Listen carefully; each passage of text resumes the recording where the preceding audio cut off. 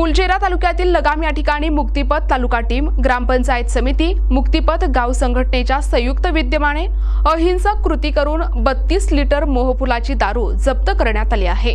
कोणत्याही स्पष्ट स्वरूपात सूचना न देता कामावरून कमी करण्यात आले। 2019 पासून महाराष्ट्रात आरोग्यवर्धिनी केंद्र या ठिकाणी आयुष्यमान भारत योजनेअंतर्गत योग शिक्षकांना नियुक्त करण्यात आले।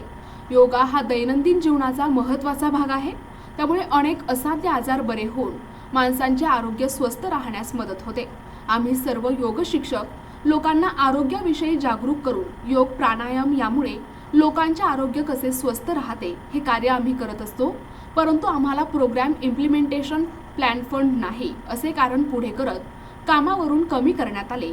जर आम्हाला पुन्हा रुजू केले नाही तर आम्ही बेमुदत उपोषणास बसणार असल्याचा इशारा महाराष्ट्रातील योग शिक्षक संघटनेच्या वतीने योग शिक्षकांनी राज्यमंत्री तथा पालकमंत्री डॉक्टर पंकज भोयर यांना निवेदनातून केला आहे।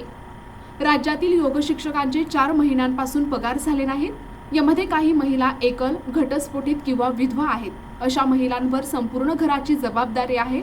त्याचबरोबर अनेक पुरुष देखील आहेत ज्यांच्यावर संपूर्ण घराची जबाबदारी आहे। आता आम्ही काय करायचं? 2019 पासून 6 वर्ष झाली। त्यामुळे आम्हाला पुन्हा राष्ट्रीय आरोग्य अभियानाअंतर्गत योग शिक्षक यांचे बंद केलेले योगसूत्र पुन्हा पूर्ववत सुरू करावेत, अन्यथा आम्हाला आत्महत्या केल्याशिवाय पर्याय नाही। योग शिक्षकच नाही तर त्यांच्यासोबत त्यांचे कुटुंब देखील निराधार झाले आहे।